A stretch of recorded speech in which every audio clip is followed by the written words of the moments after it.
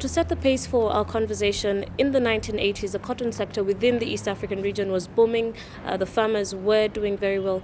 But it seems as the years went by, the industry was sort of decoupled and the government shifted focus to other foreign exchange earners such as coffee and tea. What would you say are the reasons that led to the sinking of the cotton sector within the East African region? Well, in my opinion, there's several reasons that this happened. One is in the 90s, massive liberalization. We adopted liberalization faster than we should have. We didn't look at the impact of liberalization in every sector. And one of the worst hit sectors was the textile industry. And if you look at the textile industry, it was the second largest employer in the country after the civil service in the 80s, like you rightly said. Yes, we were growing lots of cotton, the domestic textile mills were booming. They were all using domestic cotton, manufacturing fabrics, and it was a great industry. But what we saw is with liberalization came in imports from India, China, and they were highly subsidized imports. The textile industry found itself struggling. There was no level playing field. There was no quantitative restrictions on the amount of imports. I think they should have done it gradually. They just opened the floodgates in Mombasa, and it had an impact on our industry. And that had a knock-on effect on the cotton farmers, because the cotton farmers could no longer sell their produce or their cotton lint to the factories which were now shutting down. Now, still sticking on the macroeconomic scale, one of the biggest challenges for African farmers, and especially in competing internationally, is subsidy plans by governments such as the US, Spain, as well as Greece. How can African farmers compete effectively, and what is being done to address that situation? I agree with you. Subsidies is an issue. It's an issue in the WTO round. And if you look at it, all the rounds that have happened so far from the Doha Development Agenda to date, the Cancun round did not get completed. All the rounds that we've had, the Hong Kong round was not completed. And it's a major subject of discussion. Yes, it's not only the US that is subsidizing production. I think the US subsidy is 14 US cents a pound. It has an impact on global pricing. But it's a general common agricultural policy where Europe, US, everybody put together are supporting their farmers. And I think the big fight is between East and West.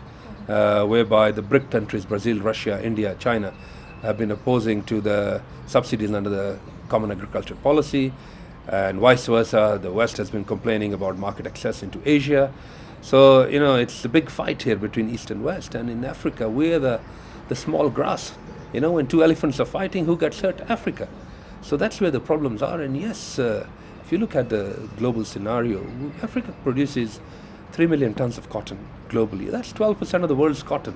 It's not small by any scale. You see, for one reason, for a fact, is that now that we have, particularly in the cotton industry, we have active, which is the African Voice for the sub-Saharan African countries. Pleased to announce that Nigeria is a new US member. So we can now put a common position on the table. Up to now, we've had a fragmented voice.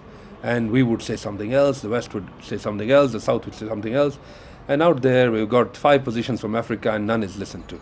But if we can come up with one common position, and I think that's where we're going, and this is what we would like to negotiate, and basically what we're looking at, greater market access for our produce, value addition for our produce.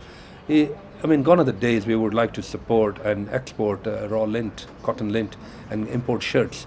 That used to happen in the 60s, it used to happen with our colonial past.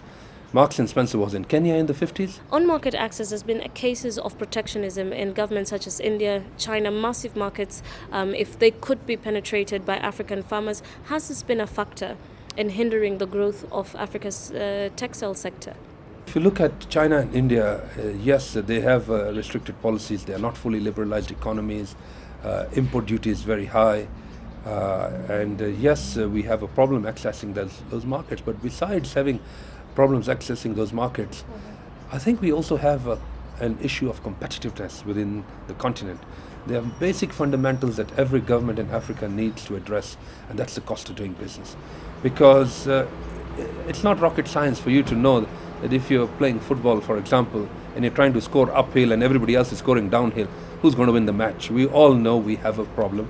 One of the biggest problems we have is energy and electricity and the cost of electricity. And certain fundamentals need to be addressed. The cost of doing business need to come down. And if we are competitive, you will do business. What would you say are the current opportunities within the cotton sector? Well, I think one thing is for sure, it's probably the longest supply chain in the world, and that's what we've got to recognize. Cotton farmers, cotton ginning, cotton spinning, fabric manufacture, apparel manufacture, exporting, retailing. It's a long supply chain. An industry like the cotton value chain can employ thousands of people. I mean, it's not a joke. We created 40,000 jobs in Kenya in our EPZ as soon as AGOA legislation came through in the year 2000. By year 2004, we were rocking all-time high. We had $280 million export, 40,000 new jobs, and that's on the far end of the value chain. That was in the apparel side. Now imagine if we had organized ourselves right through the value chain to the cotton farmer. That 40,000 far-end jobs would have been 400,000 primary jobs in the farms.